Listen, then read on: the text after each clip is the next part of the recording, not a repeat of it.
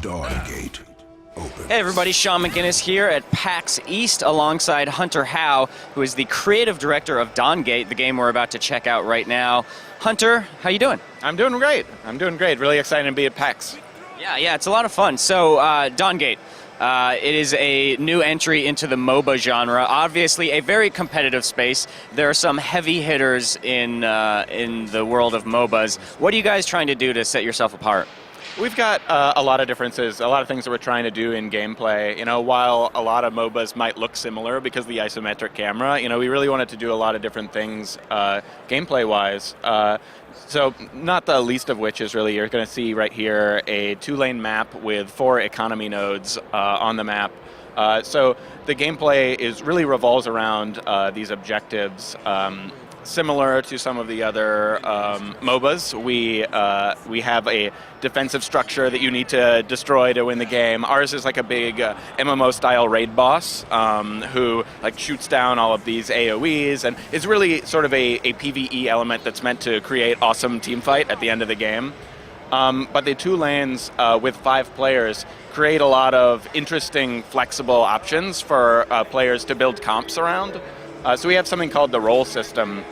What you see right now with this guy playing Dibs is that he's a tactician. So he's going to scale really well into the game by doing what tacticians do best, which is hanging out in a lane, helping people, and harassing a lot. And so the more he can land his abilities, the more Vim, our currency, he's going to get.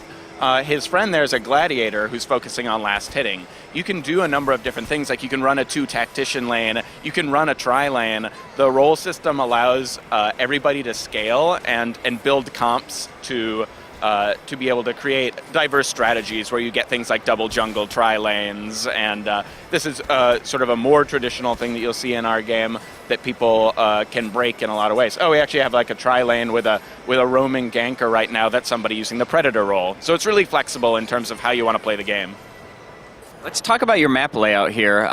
Is it one map that you guys are focusing on? Is it multiple maps? What's the situation there? We're focused 100% on making the Dawngate, the map is the Dawngate, as fun as possible. You know, we don't want to sort of dilute our dev resources into something else, because like we really believe that, you know, the MOBA gameplay, you know, the map needs to stand up to thousands of hours of gameplay. It needs to have that depth and it needs to have that balance. So we're 100% dedicated to this map right now.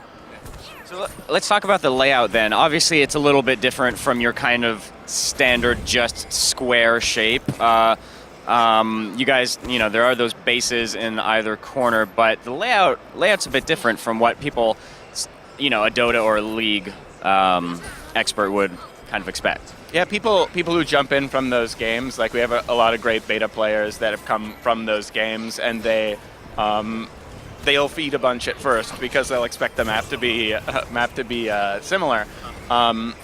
But as you see, it's got those 2 lanes. They're relatively close together. Something that we really wanted was a lot of those like mid-game skirmishes, I think, are like some of the most fun parts of MOBA gameplay. When you get like those 2v2s, 3v3s, ganks, people coming to reinforce other lanes. So those 2 lanes are relatively close together, allowing people to reinforce back and forth.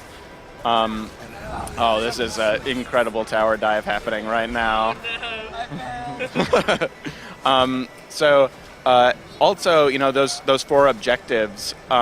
George, could you pan over to a spirit well for me?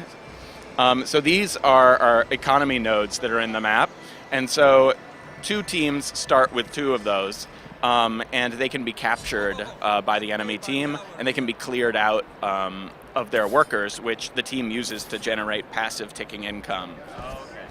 So really, you know, we were thinking a lot about the roots of the genre of MOBA and thinking like, what are actually some of those things that were interesting in the RTSs that this was born from that we can pull back in?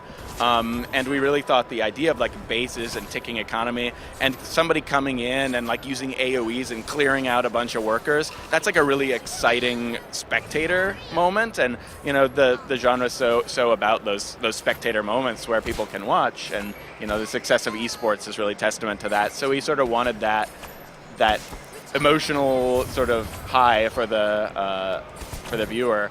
but also all that, again, PvE that reinforces PvP. So you see a lot more early game action as opposed to passive farming, which I'm really happy about in Dawngate.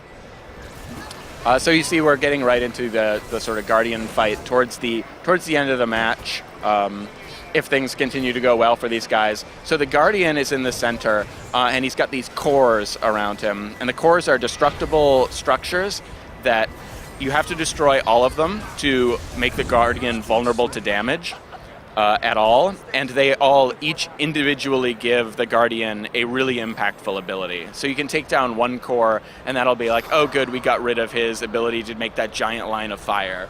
And like, oh, let's get this other one. That'll stop the AoE fire pool that their team is really good at locking us into. Oh, that's interesting. So it's not just you knock down that thing and there goes 20% of his armor. It's an actual tangible ability. Yeah, no, he like will shoot this laser beam that will create a pool of fire that'll do like a third of your health bar per tick, right? So it's extremely strong, but you can dodge it. You know, we wanted all of his abilities to be skill shots, not targeted, to allow players to outplay the Guardian if they were alone and close out the game.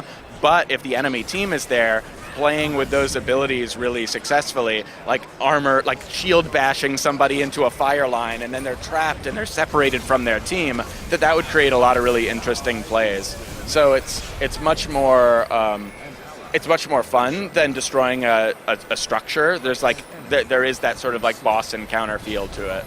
Yeah, that's really interesting, because I'd imagine that depending on the makeup of the team, you would try to focus on different approaches, try to take out different abilities first before the others. Yeah, we went back and forth on the design there because there's a burden of knowledge on and a communication that we have to give people, like, that's what that does, that's what that does, that's what that does.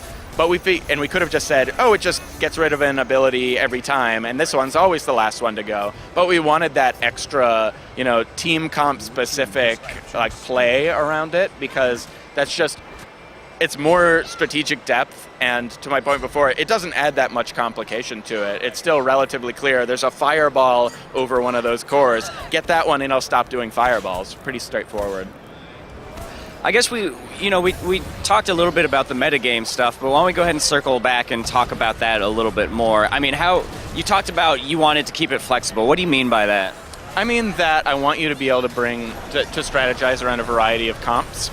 I want you to be able to play the character you want more often. Like something that I would not want in the game is like, you really love and are invested in a particular character, you've been practicing that character, you get into Shaper Select, and then somebody locks one character and they're like, well, you can't be that guy now. And it's like, that really stinks, if there's like a character that you love. The ability for characters to fill in multiple roles and be like, okay, I wanted to play a really aggressive character too, I can do that, I'm just going to do that as a support. As a tactician, and that'll allow me to scale just as well as you trying to be this really kill-oriented person. Or we actually have the ability that you could run 2 tacticians in a lane. We have the ability that's like, somebody say, I want to solo a lane. They're like, okay, we'll run a tri-lane bottom. So just a lot of configurations, still allowing you to play the characters that you really like, just in the roles that are helpful for your team, and to explore, a lot of interesting comps. So as we come to the conclusion of the match here, let's talk about the status of the beta.